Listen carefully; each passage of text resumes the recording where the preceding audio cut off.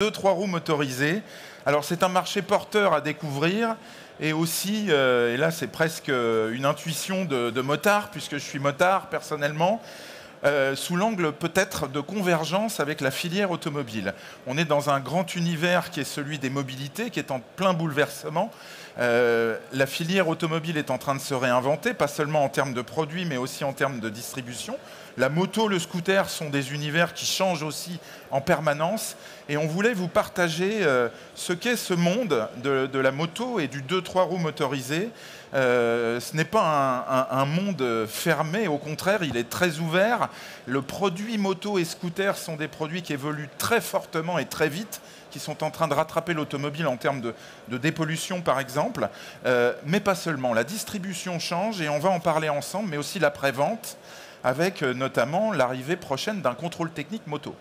Donc ça, c'est un sujet qui rapproche aussi avec, en termes de souffrance peut-être, mais ensuite pour le bien de tout le monde, en tout cas pour l'après-vente, l'univers moto de l'univers de la voiture.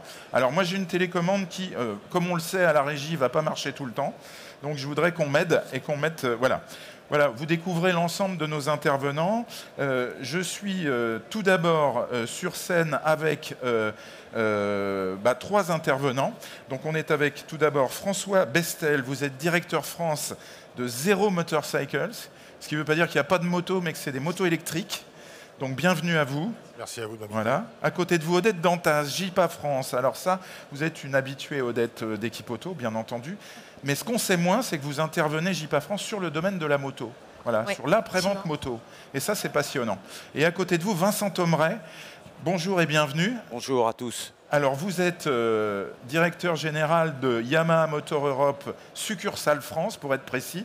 Et vous êtes président aussi de la branche moto de l'Axiam. Donc, c'est la chambre des importateurs de motos. Donc, bienvenue à vous. Et on essaiera de trier les 2 casquettes, en tout cas d'alterner. Voilà. Je voudrais qu'on commence tout d'abord par traiter le sujet de la distribution, voilà, du marché. Ça, c'est le plan. Donc, vous voyez qu'on va parler marché et distribution. On va parler ensuite un tout petit peu de l'occasion. Vous voyez, c'est un peu provoque, parent pauvre de l'univers moto. Et puis, on s'attardera beaucoup sur la maintenance, la réparation collision et le futur contrôle technique, parce que ça intéresse beaucoup aussi, bien sûr, les gens de l'auto. Vous connaissez ces marchés, vous connaissez les contraintes et vous verrez, on verra si la moto, le 2-3 roues peuvent subir ou connaître la même évolution. Alors, tout d'abord, sur le marché et la distribution des 2-3 roues motorisées en France. Il faut m'aider à passer les diapos, hein. Je suis désolé, mais ça ne marche pas super bien. Et je les ai présentés, donc on va encore à la suivante. Voilà. Quelques mots d'abord avec Odette, donc sur l'évolution des immatriculations et puis du marché. Alors merci Emmanuel. Tout d'abord, c'est un immense plaisir aussi pour JIPA d'accompagner Equipe Auto en mettant ce coup un peu de projecteur sur le secteur, un des secteurs de la mobilité qui est le 2 roues, comme tu disais, qui va être un secteur de plus en plus porteur et de devenir, hein, puisque quand on voit tous les impacts des différentes politiques de décarbonation, ça va amener les différents individus à être de plus en plus plurimodaux aujourd'hui dans leur choix de mobilité. Et le 2 roues a effectivement une partie prenante énorme sur ce secteur-là, d'autant plus que ça reste une mobilité pour laquelle la conduite est encore associée à une notion de plaisir. Alors, pour effectivement placer le cadre, on va dire, quel est le parc? Alors, pour parler parc, on va parler de ce qu'il alimente, donc les ventes. Donc on est sur l'année 2022 dans un peu plus de 308 000 2 roues motorisées qui ont été immatriculées neufs, hein, comprenant bien évidemment les 3 roues et les 4 roues motrices. Donc 2002, c'est une année un petit peu de rupture, puisque vous voyez qu'elle met fin à un marché dynamique, hein, qui était amorcé depuis 2019. Alors, un retrait du marché, non pas par manque de clients, mais on va être plutôt sur un marché où il va y avoir des problématiques effectivement d'offres pour les individus. Et parallèlement, si on doit faire quelques parallèles avec l'auto, on voit que ces phénomènes un petit peu de livraison sont arrivés un petit peu plus tard dans les conséquences sur les immatriculations par rapport à l'automobile, où on a connu ça beaucoup plus tôt. Rapidement, lorsque vous voyez l'évolution, on voit qu'il y a pas mal d'années de rupture qui sont essentiellement guidées par la mise en place d'applications de règles lors de ce marché-là, notamment toutes les applications des normes euro. Première année de rupture, c'est l'année 2008. Vous voyez que pour la première fois, ce marché des ventes de motos ne progresse plus et va même engendrer un trend dégressif jusqu'à 2015. On verra tout à l'heure les phénomènes explicatifs. Mais on voit que si on compare par rapport à aujourd'hui et par exemple une année comme 2007, on vend quand même presque 200 000 de roues motorisées en moins qu'on ne le faisait donc à un peu plus de 10 ans. Et si on regarde sur une période, alors je ne sais pas qui passe les slides, si on regarde sur une période pure courte, on est quand même sur moins 8% de ventes. Par contre, on peut voir que depuis 2009, on a une dynamique qui revient et positive. Et toujours en parallèle avec l'auto, 2020, alors que l'automobile enregistrait moins 25% d'IMAT, on voit qu'on est sur un marché qui a été positif pour le secteur du deux roues parce que bénéficiant justement de ces effets de la crise sanitaire, impliquant des nouveaux choix de mobilité des individus, mais également des nouveaux choix de consommation avec tout ce qui est système de livraison à domicile qui sont fortement associés à ce type de mobilité. En fait, on comprend que dans la moto, on a moins de chutes que dans l'automobile depuis le Covid. Ouais. Alors qu'on a eu les mêmes problèmes de livraison, les mêmes problèmes de composants, etc. Exactement. Un mot, Vincent Thomeray. Qu'est-ce qui fait qu'on était presque à 500 000 et qu'on est descendu à aujourd'hui 310 000 C? Je crois que c'est le scooter qui a beaucoup baissé entre-temps également. En fait, ce que vient de vous présenter Odette, en effet, c'est le total du marché. Oui. Mais en fait, si on regardait dans les catégories, vous aurez un phénomène très prononcé sur le 50 cm3. Par rapport aux années 2008, le 50 cm3, les jeunes qui utilisaient un 50... On l'a juste après dans les diapos d'ailleurs, on va le mettre. Donc vous verrez le détail. Donc en fait, on a une très grosse chute du 50. Par contre, ces dernières années, il ne s'est jamais vendu autant de grosses motos en France et on dépasse même aujourd'hui donc les motos de plus de 125 cm3, celles qui nécessitent un permis. Nous sommes en train de battre le record de 2008.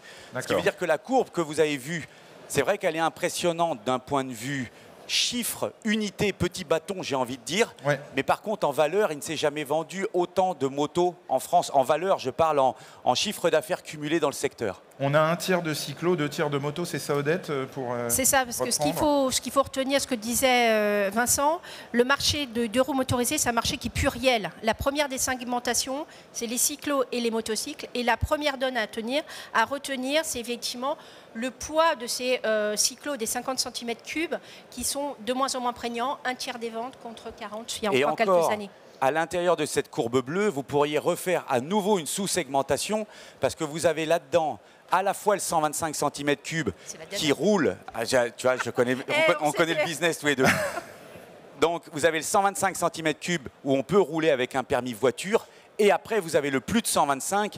Le 125 cm3 a connu en 2012, une révolution avec l'obligation de passer 7 heures de formation. Oui, tout à fait, et à partir de là, ce marché-là n'a cessé de baisser et a eu beaucoup de mal en 2014 à remonter. Le 125 cm3, ok, d'accord. 7 heures de permis, tandis que le marché de la moto, depuis 2013, croît tous les ans. Et comme je vous le disais, en 2019, en 2020, en 2021 et en 2022, on rebat le record de 2008. Et on va le rebattre en 2023 peut-être parce qu'on on est parti pour le rebattre en 2023 puisqu'on est sur une croissance de 10% aujourd'hui du marché du deux roues. Ok. Odette, alors juste pour rapidement avec les chiffres. Ouais, juste rapidement pour conclure sur ce marché, donc sur les ventes, on a vu que ce qui a changé structurellement, c'est ces désaffections du 50cc essentiellement liées au profil du conducteur qui est de plus en plus âgé. Donc c'est plus la première mobilité aujourd'hui des jeunes. Mais peut-être pour rebondir aussi sur votre activité, ce qui est en train d'être prégnant sur ce secteur-là, c'est l'arrivée aussi de l'électrique qui est aussi en train de bouleverser aussi les ventes sur le 50cc, qui intervient aussi sur du 125. Donc il y a aussi cette nouvelle donne à rentrer aussi dans le cadre du produit de roues motorisées. Alors là, on va passer la parole tout de suite après à François Besnet. Ouais, Odette, le parc circulant, le voilà. Alors, parce qu'on est très fiers au JIPA, on est un des rares à sortir ce parc roulant. Vous êtes les seuls à détenir le chiffre. On vous le partage aujourd'hui. Donc Dieu sait qu'on veut mettre l'éclairage et on est vraiment très impliqué sur ce secteur-là. Donc l'idée, on est sur 4 millions aujourd'hui de deux roues motorisées qui circulent. Donc ça vous donne le potentiel, notamment aussi pour la prévente. Et vous rappelez les deux segments, cyclo et motocycle. On est aujourd'hui une répartition de 22-78. Et ce qu'il y a, si on peut juste passer la slide, ce qui a fortement évolué, c'est effectivement le segment des cyclos qui a effectivement baissé énormément. Il pesait 25% du parc roulant. Il y a encore, vous voyez, en 2018, il ne pèse plus qu'aujourd'hui 22%. Okay. Pour parler parc, et parce que l'élément qui est important aussi pour de la prévente, c'est la structure d'âge. Alors retenez juste deux choses. Là, on vous met l'âge moyen du parc en fonction des différentes cylindrées. Ce qu'il faut retenir, c'est qu'aujourd'hui, les réparateurs sont vraiment face à deux typologies de parcs. Un parc très âgé, qui est majoritaire, les 10 ans et plus, et un parc très récent, le 0,4. Pas de parc médian, finalement, pour les ateliers. Ah bon. Vous constatez que plus la cylindrée augmente, plus on est face à un parc qui vieillit, en relation avec ce qu'on vient de voir, hein, c'est cette dégradation, effectivement, des ventes de roues, mais également une durée de détention qui est aujourd'hui beaucoup plus longue chez les possesseurs de deux roues qu'on le constatait les autres années. Et l'âge moyen total, pardon Odette Alors, on ne peut pas donner parce que, voilà, on pourrait dire qu'on se situe entre 7 et 8 ans. Un peu moins de 10 ans. Un peu moins de 10 ans. D'accord, très bien. Ce qui prouve qu'on vend des produits de qualité. Hein. Mais complètement. Quand il y a 7 ans de moyenne, ça veut dire qu'on vend des produits de qualité. L'automobile, c'est 11 ans. Le parc automobile vieillit aussi. Une autre question ? Non, c'est pas pour... non, au contraire. Ça veut dire probablement que le parc moto va non seulement se renouveler, mais aussi vieillir, très probablement. Je vous passe la parole, Monsieur Bestel, François Bestel. Donc Odette vous a tendu la perche, le véhicule électrique est en train d'arriver et vous y employez. Alors, Zero Motorcycle, je vais passer une diapo pour vous montrer ce qu'est Zero Motorcycle. Voilà. C'est une entreprise qui est née à Santa Cruz en Californie en 2006. Évidemment, ça pouvait être que la Californie, hein, finalement, ou la Chine, mais en tout cas, ça a été la Californie. Des motos 100% électriques à batterie, deux gammes, la gamme Street et la gamme Dual Sport. Ça, c'est plutôt la gamme Street. Ça, c'est plutôt Aventure Dual Sport. D'accord, Aventure Dual Sport. D'accord, Trail et Dual Sport. 9 modèles en tout, je crois, hein, aujourd'hui. C'est ça. Et des autonomies jusqu'à 300 km. Voilà. Nous, on se concentre sur le 125 et au-delà. Et au-delà. Voilà. Vous êtes sur les grosses cylindrées. Et sur un tarif premium. On commence à 15 000 €. Vous commencez à 15 000 €. Voilà. Oui. Bah, c'est pas forcément choquant. Aujourd'hui, une moto de 900 cm3 chez Yamaha, par exemple, c'est plus de 15 000 €, souvent. Hein. Un peu moins. Disons qu'on a le même ratio qu'avec la voiture. On a le même ratio, je ne vais pas répondre pour lui, mais on a le même ratio que la voiture. C'est-à-dire que si on devait extrapoler sur le thermique, on est 1,5 fois à 2 fois le prix. Comment est-ce que vous distribuez vos produits? Est-ce que vous empruntez le canal historique, on va dire, celui des motocistes? On a tout essayé parce qu'il y a une dizaine d'années, quand on est arrivé en Europe... pas Ikea quand même, pas Ikea, elles sont pas en kit. Non, mais on a été dans les marchands de vélo, on a été dans des corners un peu compliqués, etc. Et depuis, ça s'est affiné. Et notre but, c'est de... Là où ça fonctionne le mieux, c'est chez un vrai motociste. Parce qu'en fait, c'est chez un vrai motociste, d'accord. On a gagné en image, on a gagné en reconnaissance. Et on a vraiment des clients qui veulent acheter nos motos, mais dans un univers, motociste. Donc en fait, le client de la moto électrique, bizarrement, c'est le même que la moto à piston, quoi. On a deux sortes de clients. On a 50% de nos clients qui n'ont pas le permis, donc qui sont les 125, le B+7 dont parlait Vincent. Et donc ces gens-là viennent parfois directement de la voiture à nos motos pour commuter en ville, problème de circulation dans les grandes villes, etc. Et puis ensuite, on a le motard, comme on dit, celui qui a le permis, qui découvre les joies de conduire nos motos et qui passe du thermique à l'électrique, qui garde les deux. Pour le 125, vous n'avez pas été tenté d'aller à la FNAC avec les trottinettes? Non, parce que nous, en fait, on veut un vrai service. C'est qu'en fait, on veut que le client ait un vrai service, que ce soit en amont, donc l'assurance, le financement, etc., mais surtout en aval, qu'il ait une vraie relation avec le concessionnaire. Vincent Tomeret, la moto, alors ça c'est Yamaha, la casquette côté Yamaha. La moto électrique chez Yamaha, c'est pour quand? On y travaille. Bon, mais le moins rapidement possible? Non, c'est pas ça, c'est que François est sur une niche de marché qui est très spécifique. Les volumes ne sont pas du tout les mêmes. Nous sommes le deuxième constructeur mondial et Yamaha, quand on veut faire une moto, on veut qu'elle soit globale pour le monde. Et aujourd'hui, une moto à 15 000 € pour un 125 cm3, ce n'est pas une offre globale pour le monde. On ne va pas réussir à résoudre des problèmes en Indonésie, etc., vu les quantités. Donc, on travaille, mais tant que la technologie batterie est au prix du kilowattheure tel qu'il est aujourd'hui, on va laisser ça à des spécialistes élitistes, entre guillemets, et puis nous, on arrivera plus tard. L'idée du Tesla de la moto, ça vous plaît? C'est comme ça qu'on nous surnomme depuis Bestel. des années, oui. C'est vrai? D'accord. Bon, on vient du même endroit, on est né la même année pour la même raison. Gagné. Voilà. Mais on n'a pas les mêmes moyens de distribution. Compris. Je voudrais qu'on aborde la distribution des 2-3 roues à moteur, c'est-à-dire ce qu'on appelle les concessionnaires en automobile et ce qu'on appelle les motocistes, c'est ça, dans l'univers de la moto, avec Odette d'abord, un petit comptage des forces en présence.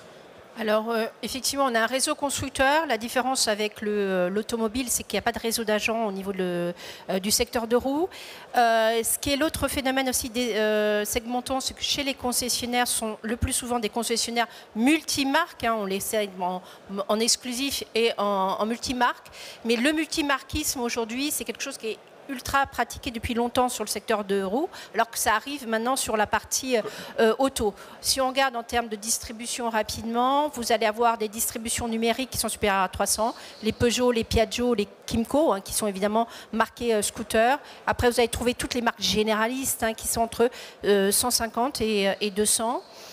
Rapidement, on a ce qu'on appelle des initiatives, comme par exemple on a pu avoir les centres auto pour la moto, avec cette idée de faire de la vente boutique et aussi de la vente atelier, avec évidemment tous les préceptes de forfait, etc. Mais finalement, il y en a 400, mais finalement, il y a vraiment deux réseaux qui se maintiennent et qui consolident, c'est Daffy et Motoax, et 70% des points de vente. Vous avez donc tout ce qui est l'univers indépendant, et les pure players aussi qui rentrent sur ce marché. Ce qui va être, si on peut rajouter juste après, nouveau, c'est l'intérêt qui est de plus en plus marqué par le secteur de roues, par tous les acteurs de la rechange automobile. Les centres auto se mettent à vendre du deux roues, se mettent à avoir des offres de réparation, idem sur les réparateurs rapides, voire même, par exemple, les pneumaticiens qui, c'est un peu, alors qu'ils sont très forts en Europe, ne sont pas sur ce marché-là en France. Pour l'instant, ça va, ça vient quand même. Il y a des initiatives de vente de scooters électriques chez Norauto qui vont, qui repartent. Il y a des offres après-vente chez Speedy, je crois, pour les motos, pour les pneus, mais il y a Point S qui fait du pneu moto, bien sûr. Mais voilà, le parc est plus petit et les habitudes, je crois, Vincent Thomeray, des motards, c'est aussi de vouloir être dans l'univers de la moto globalement. C'est quand même assez, c'est très lié à la passion. Il faut faire attention à ça quand on veut se lancer. Oui, c'est très lié à la passion. Puis c'est vrai que par rapport à l'automobile, c'est un marché qui est très très éclaté. Il faut comprendre que un modèle de moto ou de scooter le plus vendu en France, globalement, c'est, allez, même avec des marchés tels qu'on les a en ce moment, c'est 7000 unités par an. Okay. Et ce modèle-là va être remplacé au bout de 3 ans. Ça veut dire que vous avez un parc national de 20 000 machines qui va évoluer au bout de 3 ans. Vous voyez qu'on est très très loin d'un chiffre de Peugeot 208 ou de Clio 4, quoi. Donc forcément, ça nécessite, malgré des beaux chiffres de parc et de marché, ça nécessite un nombre de références, de consommables, etc., qui est assez compliqué. On est dans une forme d'épicerie, quoi. Vous inquiétez pas, dans la voiture, on connaît aussi, quand même. Mais on a moins de technologie de plateforme. Ouais. On a beaucoup moins de technologie de plateforme dans le monde du deux roues que dans le monde de l'automobile. Bon. Ouais. Okay. Donc, si vous voulez, ça fait un éclatement et les gens qui travaillent ici connaissent et ont besoin d'avoir une connaissance de la rotation des pièces pour éviter de la gamelle qui est très très fine. C'est un vrai métier, quoi. C'est pas facile de rentrer dans le deux roues. Compris.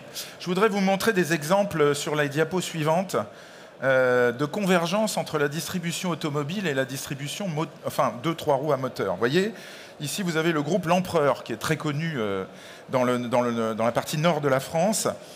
Juin 2023, Moto Valais, c'est un paradis pour les motards évidemment, 2 hectares à Sainte-Catherine dans le Pas-de-Calais. Il y a BMW Motorrad, Honda, KTM, Moto Guzzi, Royal Enfield, Aprilia, Husqvarna, Piaggio, Vespa, GazGaz, Maxxis.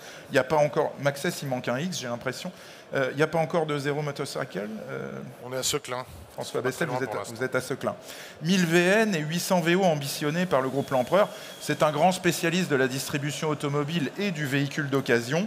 C'est aussi un motard, Jean-Paul L'Empereur. Il faut reconnaître, tous les ans, il va aux États-Unis avec une Harley et son épouse derrière. Donc on comprend un petit peu. Mais effectivement, il dit c'est un commerce où la passion reste encore très forte, ce qui n'est plus le cas dans l'automobile. Alors, il a l'air de se consoler avec ça. Mais il n'est pas le seul. Vous voyez que le groupe Émile Frey, premier groupe de distribution automobile en France, développe, évidemment, puisqu'ils ont des concessions BMW Auto, le réseau BMW Motorrad, 4 concessions. Pascal Mitch, qui devait être là aujourd'hui et qui n'est pas là parce que BMW Motorrad lance la GS 1300, qui est une grande nouveauté dans la gamme.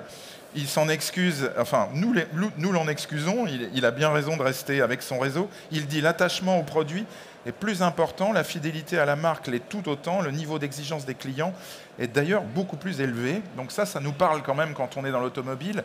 On se dit, attention, la moto, c'est quand même un univers en soi. Le groupe Cima Holding, dans le nord de la France, ils ont fait l'acquisition donc de Motoland, 7 magasins multimarques.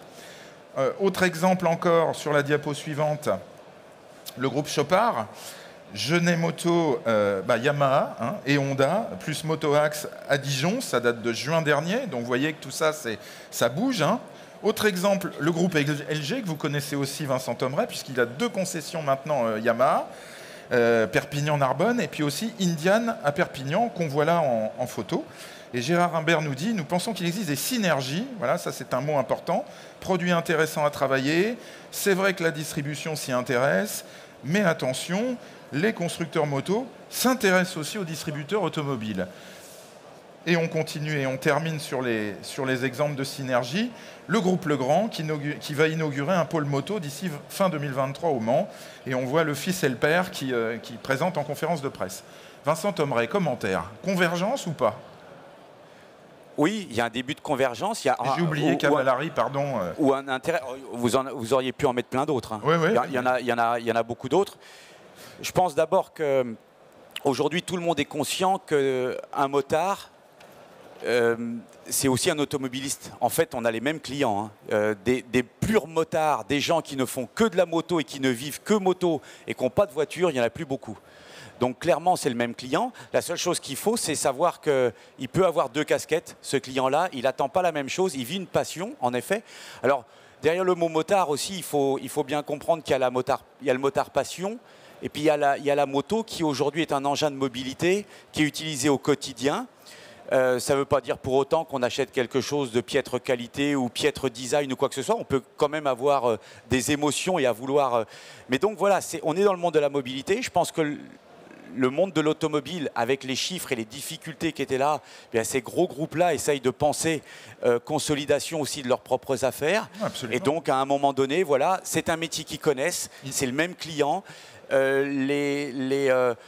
Tous les outils, entre guillemets, de marketing, de service, de gestion de pièces sont peu ou prou les mêmes.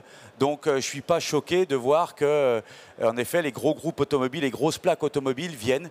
La seule chose qu'ils découvrent, c'est quand ils arrivent chez nous, ils découvrent que très souvent, nous, dans le monde de la moto, il n'y a pas de plaque organisée. C'est-à-dire qu'un gros groupe qui vient et qui me dit je voudrais tout de suite peser 2000 machines, eh ben pour peser 2000 machines sur le territoire français, il faut qu'il achète 10 concessions de 200. Parce que moi, quand je vous voyais tout à l'heure 200 concessions Yamaha, c'est 218, 211 concessions Yamaha, c'est 200 investisseurs. Ouais. Donc le monde... Les 2 mondes, il n'y a pas encore eu la concentration dans la moto qui a pu exister dans l'automobile. Est-ce que cette concentration va arriver de par les nouveaux investissements qu'on doit consentir pour être distributeur moto, de par la technologie des motos, de par la formation nécessaire? De toute façon, on peut l'imaginer. Et puis à partir du moment où un groupe a mis le pied dans une marque, bien, quand elle commence à être intéressée pour acheter une autre, pour avoir la même logique que ce qu'elle a fait en automobile, vous n'avez aucune raison de refuser. Donc vous avez des gens qui veulent comme ça avoir un monsieur moto dans leur organisation, pouvoir mutualiser des coûts, etc. Donc il y a de fortes chances que ces gros groupes-là, ils ne viennent pas acheter une concession d'une marque, puis une concession d'une autre, etc. Ils vont essayer d'avoir une forme de cohérence sur un territoire, comme ils l'ont fait dans l'automobile. Alors, dans l'automobile, actuellement, il y a aussi un grand changement. Ce sont les contrats de distribution qui sont en train d'évoluer pour certains vers des contrats d'agents parce que les constructeurs ont besoin de changer de modèle pour notamment porter des stocks de véhicules électriques qui coûtent très cher. Est-ce que dans la moto, les changements de contrats sont à l'ordre du jour? Pas à ma connaissance. On a Vous êtes bien placé pour le savoir. Non, je ne peux pas parler pour toutes les marques. En tout cas, en ce qui concerne les histoires de contrats, par exemple, la SIAM ne pourrait pas se positionner. C'est quelque chose qui est trop propre à la stratégie d'une marque pour que l'on puisse en discuter entre nous. Ce qu'on sait, c'est que la moto, on dit souvent que la moto a 10 ans de retard, entre guillemets, ou suit les modes de l'automobile à peu près avec 10 ans de décalage. Donc, est-ce qu'un jour, le monde de la moto aura aussi ces changements de type de contrat? Ce n'est pas impossible. Aujourd'hui, on utilise des contrats de concession comme il existe en automobile, avec la spécificité, pardon, je te donne la parole François, avec la spécificité qui n'existe plus dans l'automobile, à ma connaissance, c'est le multimarquisme. Je parle de multimarquisme où quand un client pousse la porte d'un endroit, il arrive à être au contact. Je ne parle pas d'un multimarquisme d'investissement et qui fait que dans une ville, en fait, vous avez plusieurs marques qui sont détenues par le même investisseur.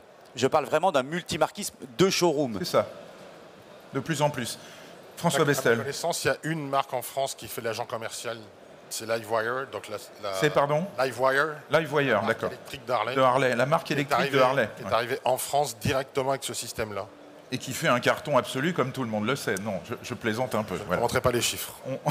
On n'est pas encore tout à fait à l'électrique dans la moto de forte cylindrée.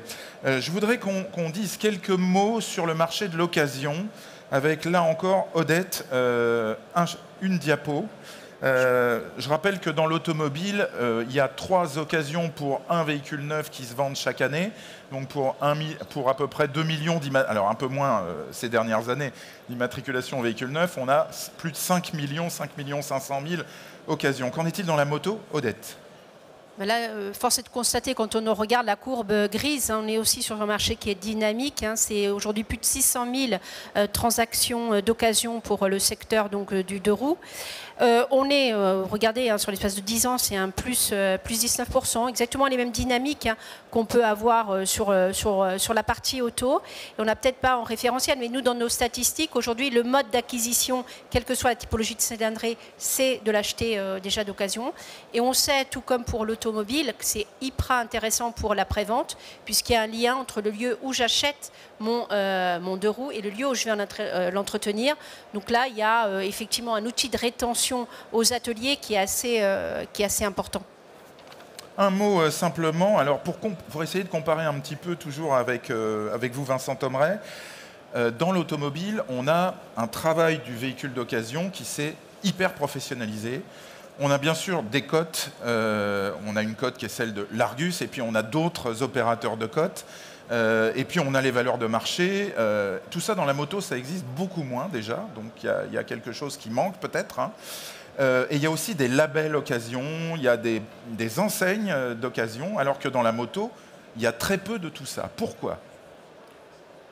Je pense qu'on a moins travaillé tous ces plans-là, même s'il y a certaines marques qui commencent vraiment à s'y mettre en pensant qu'il faut absolument retenir le client le plus longtemps possible et même développer le pôle occasion. Ce ratio de 2 par rapport à celui de l'automobile, il est dû certainement à une pénétration de financement, parce que l'automobile est quand même une pénétration de financement très élevée, donc on a un retour de LOA ou de LLD. Vous avez une grosse différence, c'est le marché des loueurs. Dans la moto, il y a quelques acteurs qui font de la location aujourd'hui parce qu'on a des clients qui ne veulent plus acheter compte tenu du kilométrage qu'ils font à l'année, mais par contre se faire un week-end avec les potes et partir au Grand Prix de France du Mans en moto. Donc on a un développement dans certaines marques de location courte durée et voire même un réseau envie de rouler par exemple qui fait de la location courte durée. Donc c'est quelque chose qui se développe, qui double à peu près tous les ans. Donc ça explique tout ça. Mais c'est vrai que voilà, il y a quelques...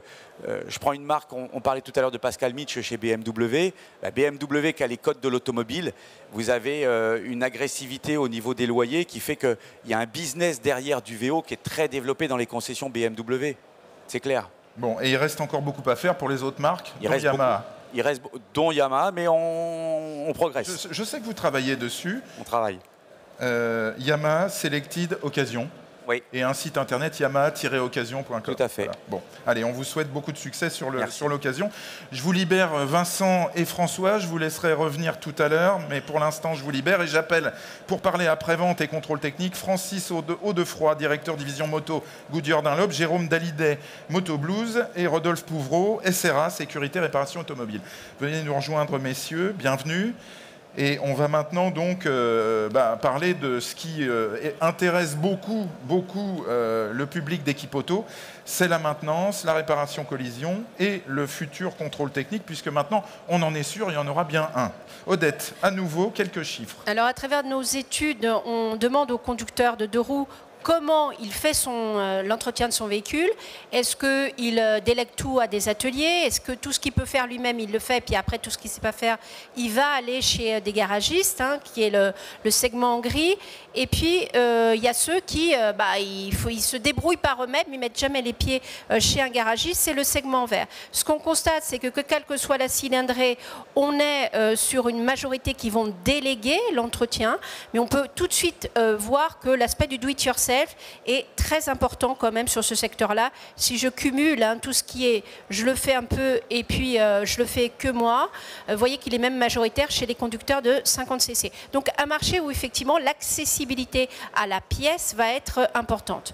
Si on quantifie, juste après slide d'après, ce marché entre le do-it-yourself et le do-it-for-me, vous voyez que sur 100 pièces, la majorité passe par de l'atelier, 61%, mais le do-it-yourself pèse lourd, 38%. Ce marché, c'est bien plus opérant que ce qu'on peut voir aujourd'hui sur l'automobile, avec cette notion de buy and fit.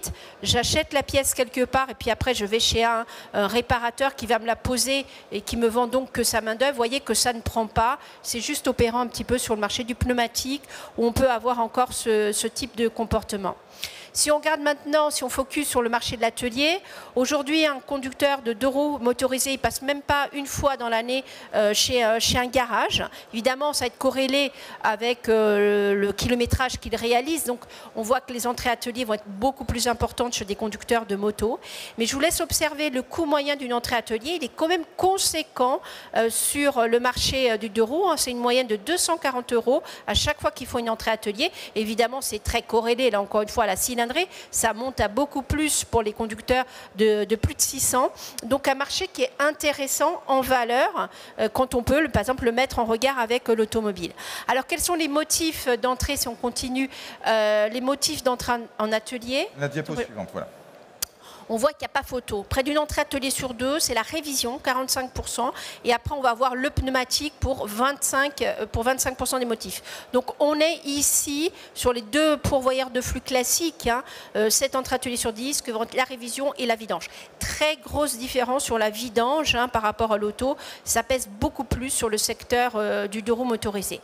Si on regarde maintenant la part de marché des différents acteurs, on voit qu'on est sur un secteur des constructeurs qui, aujourd'hui, domine ce marché de l'entrée atelier, 57%.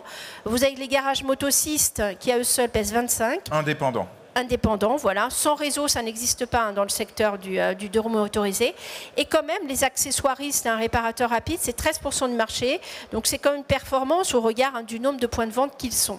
Alors, évidemment, la part de marché, elle est aussi, si on continue, corrélée à l'âge du véhicule. Et on voit que quel que soit le segment d'âge du 2 roues, le constructeur est leader. Mais par contre, comme on peut observer sur la partie auto, dès que le 2 roues a 5 ans, on voit qu'il n'est plus majoritaire dans la captation des entrées ateliers. Vous voyez que là, on voit le garage motociste prendre également tout ce qui va être les accessoiristes. Intéressant de voir qu'entre du parc médian 5.9 et du 10 et plus, il n'y a pas réellement de différence de part de marché. Et le réseau constructeur arrive quand même encore à contenir de la part de marché. Ce qui est moins le cas, par exemple, sur la partie automobile. Et vous avez dit, Odette, tout à l'heure que les motocistes sont très peu regroupés en réseau. Il y a peu d'enseignes. Sur les garages. Il y a voilà, et eux, ils sont dans le réseau accessoiristes. Ils sont dans le réseau qu'on appelle les accessoiristes. Voilà, c'est le segment vert. Donc il reste une multitude de petits indépendants. Voilà. Qui sont, plus l'âge de la moto vieillit, plus ils sont importants. Ils arrivent à capter. Tout à l'heure, vous demandiez combien il y a d'intervenants. C'est très dur de comptabiliser. Ouais, parce qu'en plus, ils sont tous imbriqués entre eux. Donc, c'est assez complexe de quantifier. D'accord. Alors, Francis Audefroy, directeur division moto Goodyear Dunlop en France. On va parler un petit peu de l'entretien et en particulier donc du pneu et de ce qui va autour. Quelles sont les spécificités du comportement des motards en matière de changement de pneus?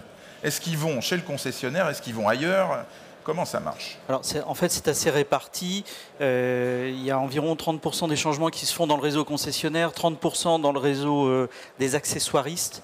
Et ensuite, le reste s'éparpille dans l'Internet, dont parlait Odette tout à l'heure, ou les garagistes indépendants. Alors, c'est assez éclaté, finalement. Si on compte, il y a à peu près 1 300 000 enveloppes, c'est ça? Oui, c'est ça, le scooter inclus. Moto et scooter inclus. Moto et scooter, oui. Donc vous avez dit un tiers aux concessionnaires, c'est ça? Oui, c'est ça. Voilà. Bon.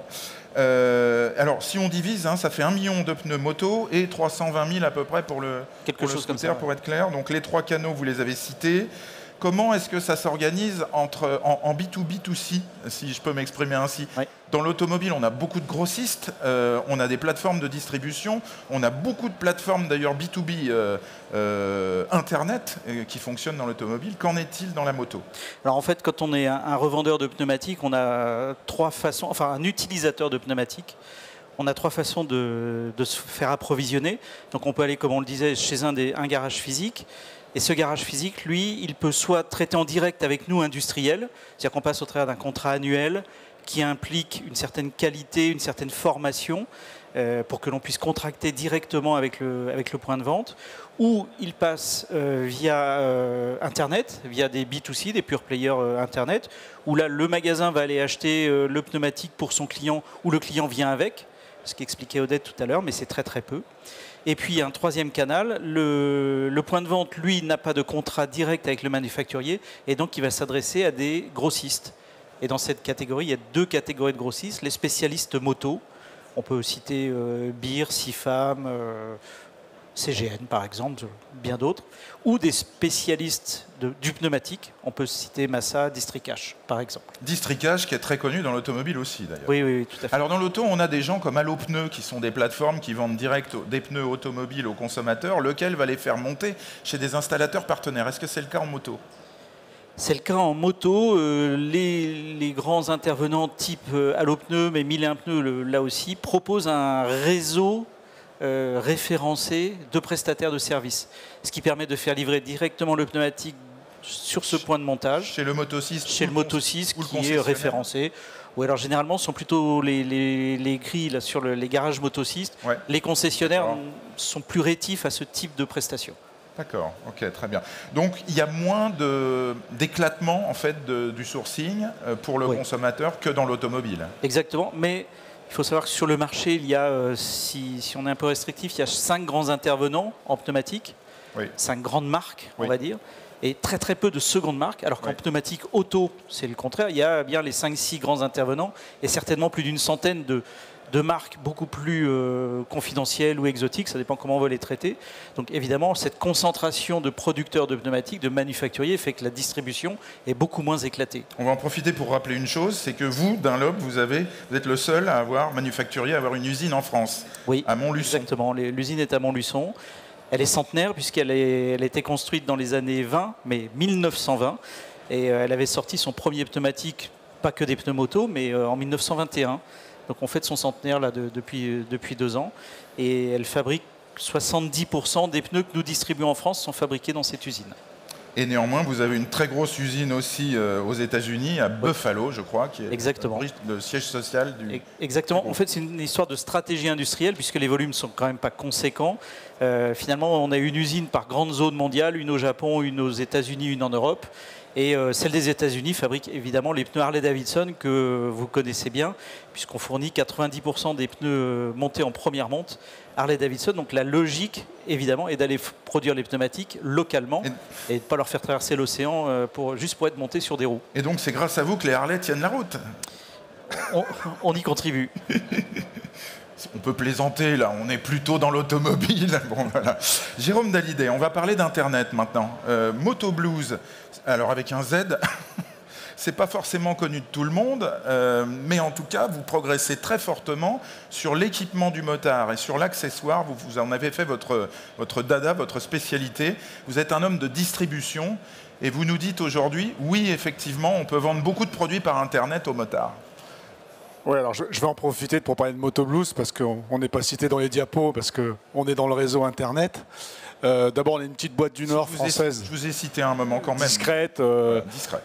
Mais en fin de compte, nous, on est effectivement sur Internet. On a un gros magasin à Seclin qui fait 2000 m², dans lequel on distribue d'ailleurs Zero Motorcycle et dans lequel on a un accord aussi avec Allopneus pour distribuer du pneu. Oui, vous avez un site physique. Et un site physique, effectivement. Et on a une particularité, c'est que tous nos métiers sont intégrés. C'est-à-dire de l'achat en passant par la logistique et nos développeurs web, tout est intégré. Et effectivement, aujourd'hui, on fait 70 millions d'euros, dont à peu près 14% à l'étranger. Et donc, on touche énormément de clients. Et le nerf de la guerre pour nous, c'est de pouvoir distribuer l'ensemble des besoins du motard ou de la motarde sur un même site. Ce qui est à la fois quelque chose de très passionnant, puisque nos 3 mots-clés, c'est la compète, la passion et le fun. Et en même temps, c'est un métier de précision aussi en amont et logistique, parce que derrière, il y a énormément d'exigences. Et sur l'équipement, et encore plus sur la pièce et l'accessoire. La pièce et l'accessoire, je pense que c'est un métier qui est très internalisable, je ne sais pas si on peut le dire comme ça, parce qu'il y a énormément de références. Et la référence et le nombre de références joue, exactement. Ouais. Et énormément aussi de contenu. Et là, pour le coup, le web joue son terrain, quoi. Joue son terrain. Quand vous dites, alors, on a compris, l'équipement du motard, ça, c'est tout à fait différent de l'automobile. L'accessoire pour personnaliser sa moto, quand on fait du cross, quand on fait même de la route, enfin, c'est un peu différent aussi de l'automobile, il faut le dire. Mais vous avez parlé de la pièce également. Vous en vendez combien? 20% de votre chiffre d'affaires? Ouais, c'est en chiffre d'affaires. En volume, on va dire que c'est 25%. 25%. 25% de notre chiffre en ce moment. Ça monte beaucoup? Pour moi, c'est pas assez. On peut tripler le chiffre aujourd'hui. Ah bah ça, on s'en doute, vous êtes un entrepreneur. Non, mais parce qu'en fait, c'est un marché qui est effectivement qui progresse énormément, et c'est surtout un marché de répétition et qui se vend toute l'année. Et donc, c'est ça qui est extraordinaire. Il y a beaucoup moins d'effets de saisonnalité, oui. Et on peut tout le temps satisfaire le besoin du motard, quoi. Vous avez retenu la diapo d'Odette tout à l'heure. 38% de do it. Donc 38% de do it, et puis il y a le semi-do it. Hein. Ouais. J'ai un pote qui est pro, et je le fais bosser le week-end. Enfin bon, je veux dire, le semi-do it, il n'est pas dans les diapos, mais il existe beaucoup. Et puis surtout, c'est un métier de spécificité. C'est-à-dire qu'à un moment donné, on est sur la pièce et l'accessoire spécifique, parce qu'on va toucher un véhiculier. Et donc, c'est extrêmement important aussi d'avoir à jour sur son site internet tout l'enregistrement des motos et les pièces associées et le contenu associé, quoi. Alors, autre question. Dans l'automobile, on a vu des sites comme Oscaro.com, qui aujourd'hui appartient à Autodistribution Groupe PHE Holding, proposer d'abord et avoir beaucoup de succès grâce à un catalogue très précis des pièces aux automobilistes, et ensuite proposer une offre à des professionnels. Donc, c'est le cas aussi dans la pièce de réemploi avec Opisto, opisto.fr pour le grand public, opisto.pro pour les pros. Est-ce que vous, Motoblues, vous pourriez imaginer, quand vous aurez fait beaucoup de chiffre d'affaires en pièces, c'est pas encore maintenant, mais ça peut venir développer une offre pour les professionnels, que les motocistes vous achètent des pièces? Je pense qu'aujourd'hui, bon, on a déjà énormément de contacts sur ce sujet. Il faut le faire intelligemment, parce que tout le sujet derrière, c'est le partage de la valeur. Et nous, on a un autre sujet derrière, c'est qu'on tient énormément, et c'est un suivi pratiquement quotidien, en tout cas, si ce n'est pas quotidien, hebdomadaire, c'est la satisfaction du client final. Et donc le sujet du partenariat, il a du sens que si à un moment donné, on le fait avec des gens qui ont déjà un niveau très élevé de satisfaction client.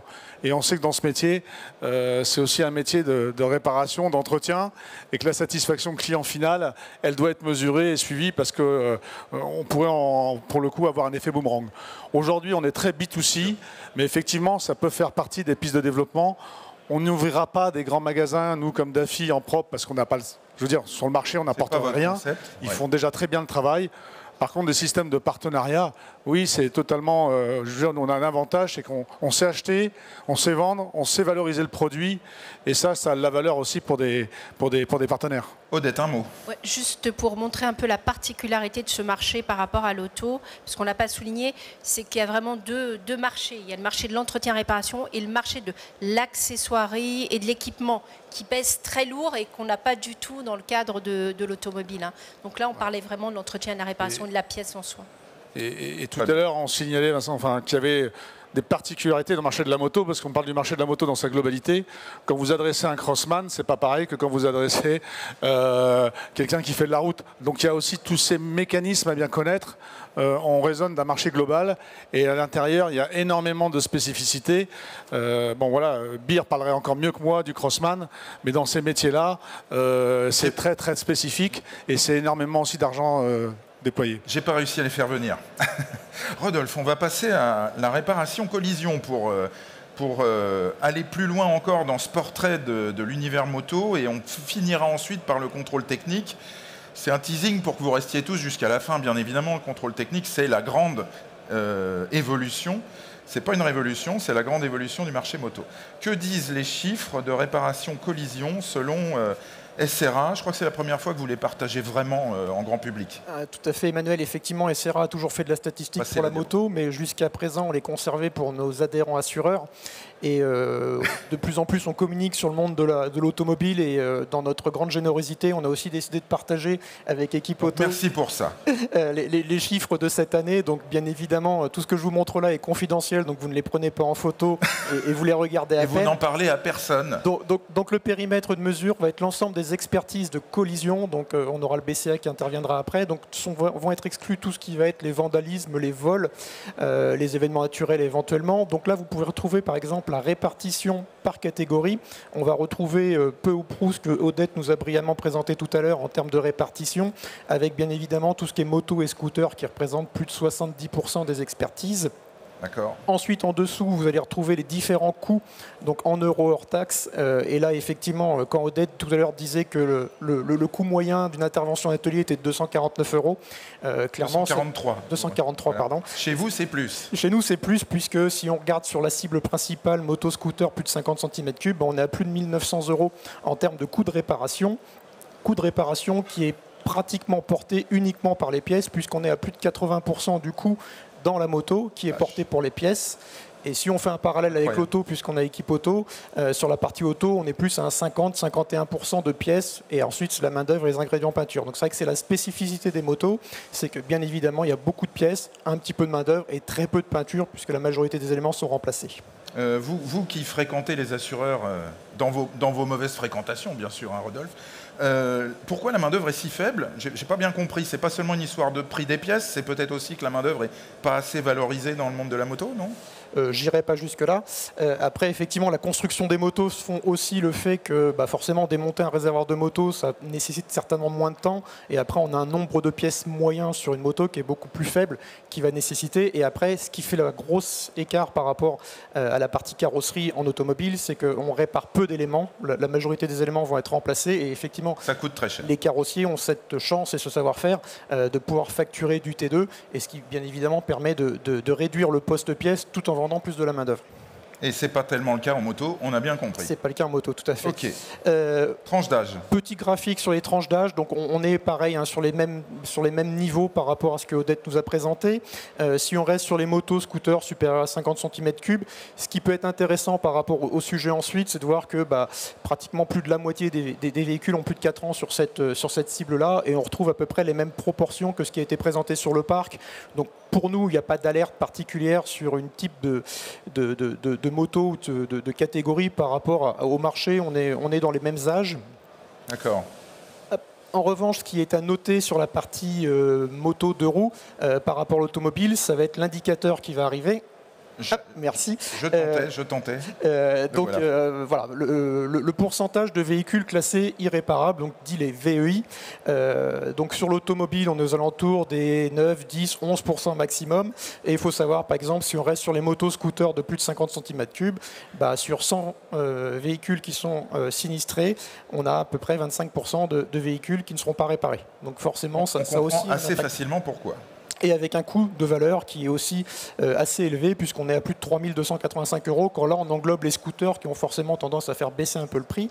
Mais voilà, il y a quand même des valeurs qui sont hautes. Et chose aussi exceptionnelle, on le rencontre aussi sur l'automobile, c'est qu'on a des valeurs qui ont explosé sur cette dernière année, avec des plus 15, plus 20% en termes de valeur de véhicules. Donc augmentation des sous-ensembles électroniques, mécaniques, mécatroniques, etc. Oui, puis après la tension du marché de l'occasion, du marché neuf, qui peut aussi avoir un impact sur les véhicules. Ouais, tout à fait. Ok, très bien. Alors, juste pour aller très vite. Pour aller très vite, donc on a poussé l'étude que l'on fait aussi sur la voiture. Hein, donc on fait les coûts par marque, par segment. Donc on a fait la même démarche sur la moto en allant vraiment sur la cible des plus de 125 cm3. Donc voilà, pareil, vous retrouvez la répartition des catégories de motos accidentées. Donc pas de surprise, 31,3% sont des roadsters. Viennent ensuite les trails. Enfin, je ne vais pas tous les faire. Ouais. Et ensuite, donc sur la partie de droite, vous allez retrouver les coûts. Donc en bas 100, hein, la moyenne 100 étant le coût moyen de l'ensemble des motos analysées dans notre périmètre. D'ailleurs, si on regarde les marques, on s'aperçoit qu'Yamaha est sur le haut du panier. Et donc on est allé un petit peu plus loin et on fait la même chose sur l'automobile, c'est qu'on va chercher aussi les coûts par marque et l'objectif c'est aussi de donner de la valeur ajoutée aux assureurs qui sont tous adhérents chez nous pour bien évidemment le calcul de la prime, et c'est aussi de mettre en place ce que l'on fait avec les constructeurs et aussi avec les constructeurs moto, on essaie de le mettre. C'est une démarche vertueuse et collaborative aussi pour les accompagner sur cette maîtrise des coûts qui a forcément un impact sur le client, et surtout quand on parle de pouvoir d'achat aujourd'hui, forcément plus une moto va coûter cher en réparation, plus la prime risque d'être élevée. Donc effectivement, on a poussé cette étude cette année, donc vous pourrez la retrouver sur notre site internet ou sur notre page LinkedIn, où vous avez tous les coûts par marque, par modèle, sur les catégories, en base 100. Et effectivement, j'en profite que Vincent soit là pour le féliciter, puisqu'on voit que Yamaha, forcément, en tant que premier... grand généraliste. Que grand généraliste, et il est sur le podium, donc là c'est sur la part que Yamaha pèse dans les expertises. Mais par contre, si vous regardez sur les histogrammes à droite, on voit que Yamaha est plutôt un bon élève en termes de maîtrise de coût, puisqu'on est à 87,6 quand la moyenne est à 100. Après, voilà, où il faut faire attention, comparer Harley Davidson et Royal Enfield ne serait pas très objectif, même si on l'a fait sur ce graphique. L'intérêt, c'est de descendre sur chaque catégorie. Et c'est pas à cause des pneus. Hein. Et c'est pas qu'à cause des pneus. mais voilà, effectivement, après, l'intérêt, c'est de descendre sur chaque catégorie et de comparer les customs avec les customs, et pas de comparer une marque comme Royal Enfield, par exemple, qui va avoir plus de basiques que de véhicules haut de gamme ou de sportifs. Voilà. Alors pour tous ceux qui veulent expertiser davantage, rendez-vous sur le site sra-asso.com où vous pouvez télécharger ces documents.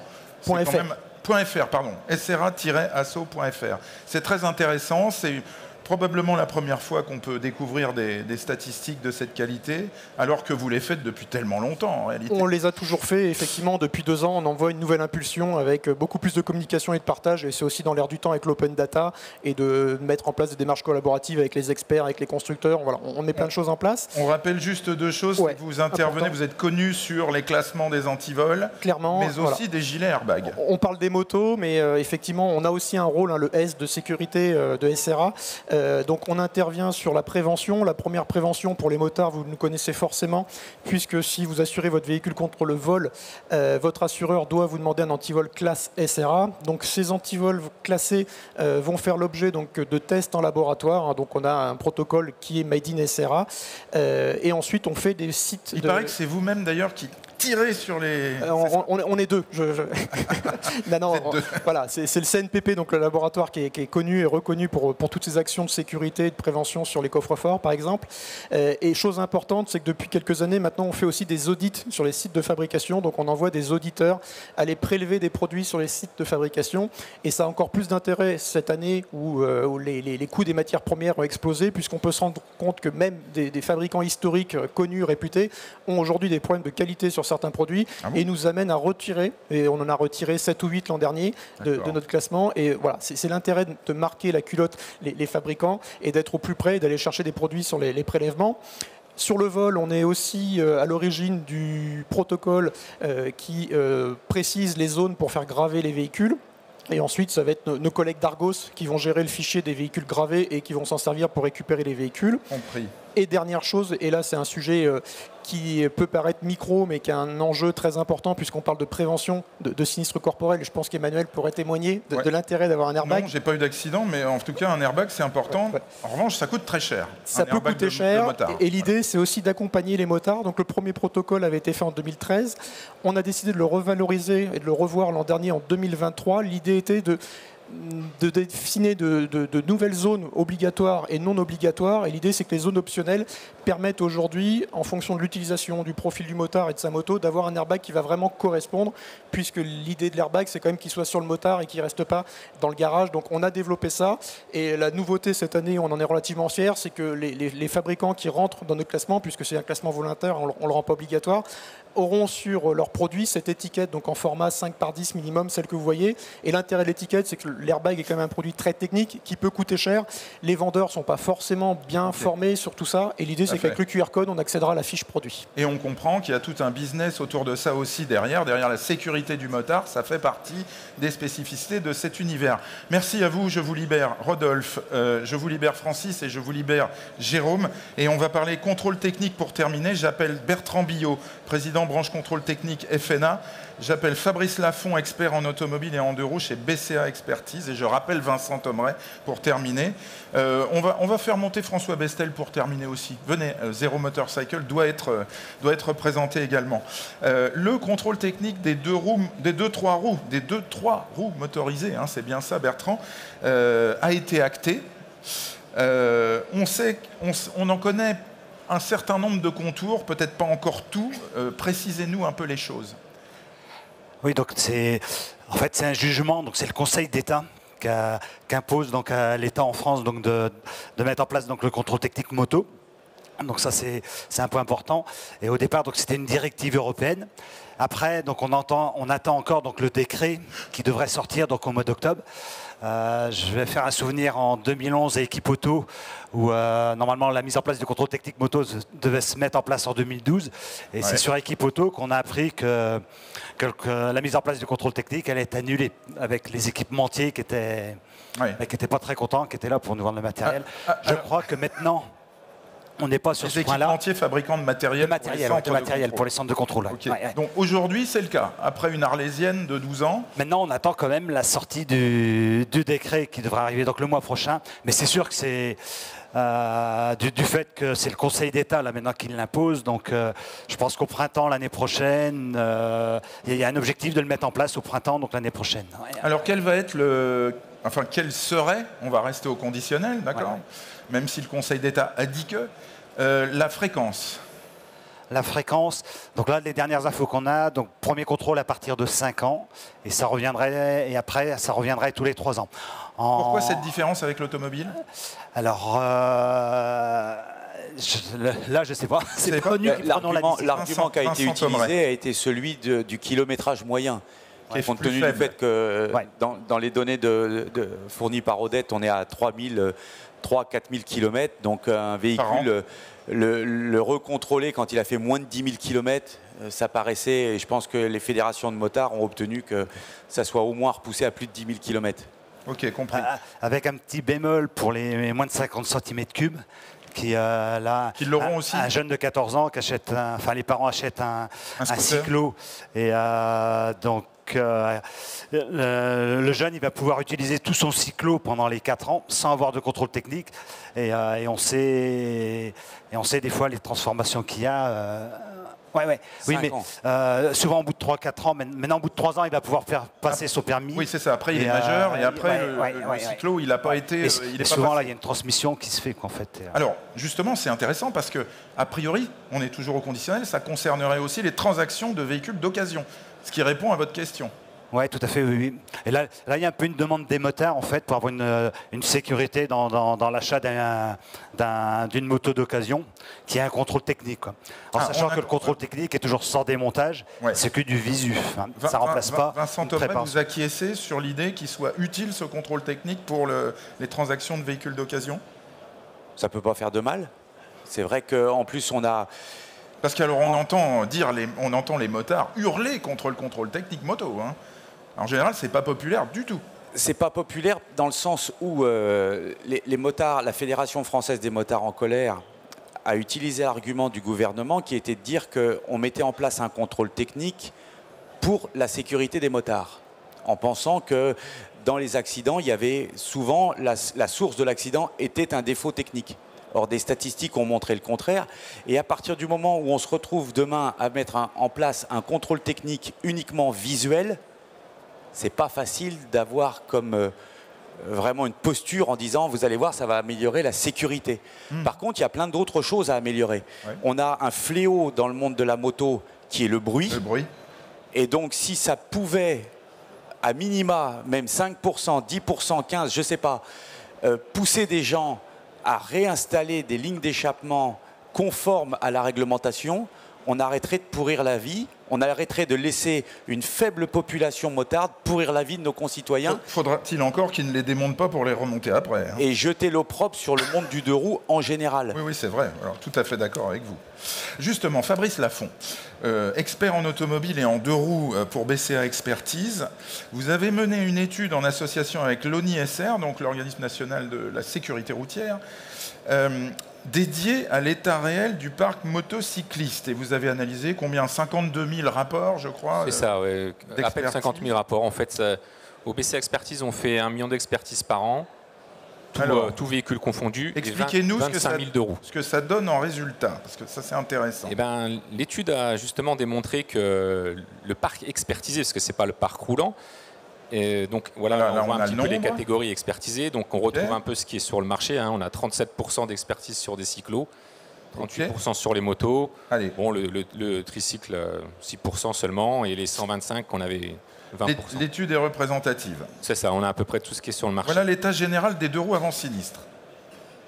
Voilà, donc l'état général, en fait, on voit qu'il y a 4% des deux roues qui sont dangereux avant le sinistre. C'est pas énorme, mais ça existe. Non, voilà. Hein, et ça, c'est en incluant les cyclos. Le focus sur les cyclos, on monte à 8% de véhicules dangereux. Et si on exclut les cyclos, donc en prenant quand même 125 et plus, on est à moins de 2%, on est à 1,8% de véhicules dangereux. Donc on a tendance à prouver un petit peu l'argument de Vincent Tomrès. C'est ça, tout à fait. Les motos sont en bon état. Qui n'est pas le mien, qui est celui qui a été annoncé par la Fédération française des... Je ne faisais que rapporter leurs propos. Oui, je comprends. Alors, malgré tout, on va se prononcer un petit peu plus sur l'histogramme à gauche. 22% dommages antérieurs, expertisés auraient subi des dommages antérieurs. Voilà, mais ça peut être des dommages... Enfin, c'est le cas d'ailleurs, c'est des dommages non dangereux, dommages esthétiques en fait. Hein. Ouais, d'accord. Ouais. Donc là, quand on dit ça, on induit qu'il y a un travail du monde de la prévente qui n'a pas forcément été fait, ou du motard qui n'a pas suffisamment regardé sa machine. Après, voilà, nous, c'est vrai qu'aussi les expertises sont majoritairement faites sur des grosses agglomérations, et ce n'est pas le même client motard, on va dire, que le client loisir. Le client loisir, lui, le moindre dommage, il va remédier, il va vouloir que sa moto soit nickel. Après, le commuteur, ce que Vincent disait tout à l'heure, celui qui l'utilise tous les jours, qui risque de se faire renverser quand elle est stationnée, il ne va pas aller rechanger un carénage pour une petite rayure, quoi. D'accord. Quand on regarde à droite, on voit un état général mauvais. Alors là, c'est quoi? On voit un cyclo, mais il n'y a pas que du cyclo là-dedans. Hein. Principalement quand même l'état général mauvais, voilà, c'est souvent parce qu'il y a moins d'entretien.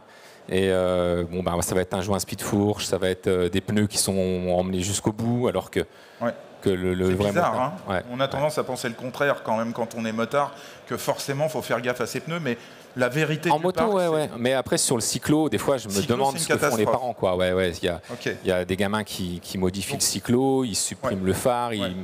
Puis ils pensent que quand c'est lisse, c'est fait pour faire de la piste, mais sur les ronds-points, quoi. Faut pas qu'il y ait de gasoil. Pourtant, il y en a des fois. Les éléments d'éclairage et de signalisation, on comprend facilement. Les fuites de la fourche, ça concerne les motards aussi. Hein. Ouais, c'est ça peut arriver. C'est vrai que les joints spi, voilà. Ouais. Ok, très bien. Les gens qui sont sur le terrain le savent. Les problèmes de la colonne de direction des motos sont assez nombreux en atelier. Vincent Tomrès, non? Vous n'avez pas entendu parler de ça? Ah bon? Non. Si. Bertrand Billot. Le contrôle technique est censé intervenir sur tout ça, mais de manière visuelle. Est-ce qu'on n'est pas un petit peu à partir à la guerre sans fusil? Effectivement, l'objectif... Et vous êtes motard, hein, donc... Oui, j'étais motard avant d'être contrôleur technique, c'est sûr. Mais vous êtes resté motard. Je suis toujours motard. Et faut savoir que le maillage des centres de contrôle technique en France, si le ministère s'appuie sur nous, en fait, il y a à peu près 6500 centres VL et il y a à peu près plus de 4000 entreprises. Et on est principalement donc, des indépendants, donc de proximité. Et sur ces entrepreneurs, en fait, il y a énormément de motards également. Donc on est passionné moto. C'est vous, les centres de contrôle technique auto, qui allez faire aussi la moto, déjà, donc VL. Et s'il y en a qui veulent faire uniquement de la moto, il y aura la possibilité sera donnée. Sachant que c'est un volume assez restreint. Donc, Donc vous dites, nous, contrôleurs techniques, on a beaucoup de motards, donc on est légitime pour faire le contrôle technique moto. Votre discours, c'est ça. Donc là, ça, c'est pas le discours du ministère. C'est le vôtre. Lui, c'est parce que c'est surtout par rapport au maillage, Ouais. au maillage qu'on... Qu'est-ce qu'il vous faut pour bien travailler? Dites-nous. Ce qu'il nous faut pour... déjà, il nous faut, je pense, une bonne formation. Parce qu'on vient du monde de l'automobile, donc on a besoin donc d'être formé sur les spécificités donc du cyclo, enfin de toute la catégorie L, donc une bonne formation. Après, effectivement, le contrôle technique, on reste que sur du contrôle sans démontage. Et après, donc, il y a des besoins d'appareils de mesure. Donc, sur la pollution, normalement, on pourra utiliser ce qu'on utilise en VL. Voilà. On parlait donc du bruit des motos, effectivement, qui est un point très important. Mais là, s'il n'y a pas d'appareil de mesure, et là, pour le moment, on a un doute sur l'utilisation du sonomètre dans les centres de contrôle. Au niveau technologie, enfin, on est des centres de contrôle qui sont fermés. Et donc il y a un écho, et donc c'est pas facile de mesurer correctement. Et pour nous, c'est beaucoup plus facile pour appliquer une réglementation si on a un résultat de mesure. On le voit bien en pollution, en mesure de frein en VL. Si on a un résultat de mesure, c'est l'appareil de mesure qui prend, et c'est plus facile pour nous d'expliquer à notre client. Là, si sur le bruit, on est uniquement sur le jugement du contrôleur, et surtout que ça va être un point important. Donc pour nous, effectivement, on demande un appareil de mesure. Et aujourd'hui, on n'a pas de retour. Il peut préférer les 4 cylindres aux bicylindres. Enfin, vous voyez. Non, je fais un peu. Et c'est un sujet qui est très important. Ouais, et c'est vrai que ça pourrait mettre les contrôleurs en difficulté si c'était donc du ressenti. Et si ce n'est pas du ressenti et que ça devient technique, je vous laisse imaginer ce qui va se passer dans un centre de contrôle qui quelquefois peut être en centre-ville. Il y a des endroits où ce sont des bâtiments en tôle ondulée en centre-ville avec des motos qui vont être portées pendant 3-4 secondes à 10 000 tours minute ou à 7 000, 6 000 tours minute à longueur de journée. Ça fait beaucoup de bruit. Je ne suis pas sûr que les agréments restent très longtemps. On va se retrouver... Alors là, il n'y a que François qui règle le problème. Vous êtes concerné, les motos électriques, François Bestel? Au même sujet qu'une thermique. Nous sommes une moto, on a une homologation. On est tout à fait assujetti à ça en Suisse notamment. En Suisse, c'est déjà le cas? Oui, bien sûr. Qu'est-ce que ça donne? Vous êtes en général ça se passe très bien. Mieux noté que les motos thermiques ou c'est la même chose? Non, on est mieux noté parce que déjà, il faut savoir qu'il y a un 2 roues électrique à 10 fois moins de pièces. Un Roadster en général à 4000 pièces, nous on en a 400. Donc déjà, ça fait déjà moins de pièces qui peuvent partir, etc. etc. Et en fait, non, c'est très simple à entretenir, donc c'est très simple à passer à contrôle technique. En fait, c'est du Lego, les motos électriques. C'est ce qu'il fallait faire depuis toujours. Non, je plaisante encore. On termine avec vous, Fabrice Lafont, sur cette dernière diapo, pour appuyer un peu. Il y a quand même 12% des 2 roues expertisés qui ont des modifications, justement, et ça rejoint ce que disait Vincent Tomeret sur l'échappement, notamment. Oui, c'est ça. Principalement, les modifications mécaniques que les experts ont relevées lors de cette étude, c'est le remplacement de l'échappement par un pot accessoire, puisqu'il est plus joli, plus léger, une sonorité un peu mieux, mais ça n'empêche que ce pot est homologué, quoi. Il y a ça, il y a après la transmission qui est remplacée quelquefois. Il y a quelque chose qui va changer aussi. Bertrand, pardon. Oui. Et au niveau éclairage, il n'y a pas de changement de feu ou des choses comme ça? C'est passé de mode. Il y a eu une petite période où il y a eu les kits Xénon, tout ça, et ça y est maintenant, avec l'éclairage LED qui s'est démocratisé, une moto d'origine éclaire mieux que... L'éclairage des motos d'origine a considérablement évolué. Avec l'éclairage adaptatif. Bien, vous l'avez compris, la question du contrôle technique reste encore, on sait qu'il sera là, mais beaucoup de choses sont encore assez peu connues en réalité. On va terminer avec vous, Odette, puisque Équipe Auto, pardon, excusez-moi, je suis obligé d'aller vite Je vais venir à Odette, je suis désolé pour BCA Expertise, on n'a pas beaucoup de temps. Et pourquoi j'ai pas la diapo d'Odette? Elle est là. Voilà, c'est ça Odette? Voilà, on avait demandé dans notre dernière étude, là, qui est toute fraîche. On a demandé à JPA France de poser une question à son panel de motards. Alors, est-ce qu'ils sont favorables ou pas au contrôle technique? On rappelle que c'est un panel représentatif de cette population-là, en leur disant que c'est un état des lieux objectif de l'état de leur 2 roues, et surtout, ça a deux motifs, avoir un achat serein pour un 2 roues d'occasion. Et évidemment, quand ils vont faire l'entretien, il n'y aura que le juste à faire parce qu'ils ont un état déjà d'évaluation de leurs 2 roues. Évidemment, ils ne sont pas majoritaires, mais quand même, 43% sont favorables. Alors, les plus défavorables sur le sujet, c'est les deux extrêmes. C'est ceux qui conduisent des 50 cc et ceux qui conduisent des plus de 600. Les plus de 600, parce que c'est l'aspect sécuritaire et eux, ils ont l'impression qu'ils l'entretiennent bien, qu'ils n'ont pas besoin d'un contrôle technique. Par contre, on voit chez les maxi scooters qui est une catégorie de conducteurs motards particuliers, eux ils sont favorables, c'est beaucoup des conducteurs déjà auto et 6 sur 10 sont favorables. Alors là où c'est un petit peu difficile, c'est que je crois que dans la législation, ils vont commencer par le parc le plus âgé et le faire de manière un petit peu, voilà, jusqu'au plus récent, voilà, de lycée. Et ben, vous voyez que plus le véhicule il vieillit, plus ils sont réfractaires. Hein, mais que c'est seulement 32% des conducteurs d'un 2 roues de 10 ans et plus qui sont favorables. Donc on va avoir effectivement voilà, beaucoup de travail de pédagogie à faire auprès des conducteurs de roues. Et j'ai juste fait le tri sur ceux qui prennent leurs 2 roues vraiment tous les jours. Est-ce que ils sont favorables ou pas? Là, une légère prime, quand même, ça monte à 46% qui sont effectivement favorables à l'instauration du contrôle technique. Donc encore beaucoup de pédagogie sur cet aspect-là. À faire sur ce sujet. On termine simplement une seconde avec vous, Fabrice Lafont. Je vais vous redonner simplement la main. On revient en arrière, s'il vous plaît, sur les diapos. La dernière de BCA Expertise. Voilà, on est obligé de faire très très vite. Les conclusions de l'étude, simplement, vous faites 3 propositions avec l'Organisme national de la sécurité routière. Je vous laisse simplement les dire pour qu'on soit très clair là-dessus. Oui, en fait, c'est ça. On s'est rendu compte avec l'étude, c'est que suite au sinistre, il y a 61% des 2 roues qui sont dangereux pour la conduite. Puisque tout de suite, on a un guidon tordu, une fourche de vrillée, quelque chose. Donc nous, ce qu'on pensait mettre en place, c'était de transposer la procédure VE, véhicule endommagé, qui existe pour le véhicule léger, sur le 2 roues. Cette procédure, en fait, c'est le suivi des réparations. On s'assure que tout à fait logique. Que le 2 roues est réparé par un professionnel et on a la traçabilité des pièces. Ensuite, vous êtes favorable au contrôle technique. Forcément, le contrôle technique, en tant qu'acteur de la sécurité routière, on ne peut pas s'y opposer. On voit que même les motards, finalement, bon, ça existe dans 15 pays européens. Allez, presque 1 sur 2. On y est presque. Il y aura quelques avantages, comme le suivi kilométrique, puisqu'ils auront les données kilométriques. Comme ça, on saura... un peu mieux pour la transaction des véhicules d'occasion. Et puis, le 3e point qu'on avait mis, c'était de continuer à réaliser des observatoires comme on l'a fait, pour voir un petit peu l'évolution d'entretien, de sécurité des 2 roues. Donc entre vous et les données SRA, nous voilà mieux équipés pour comprendre effectivement la réalité de ce parc. Et je vous propose de vous donner rendez-vous l'année prochaine pour en parler plus, ou dans 2 ans sur Equipoto Paris, parce que ce sujet est passionnant, il est loin d'être terminé. Bon courage aux contrôleurs techniques.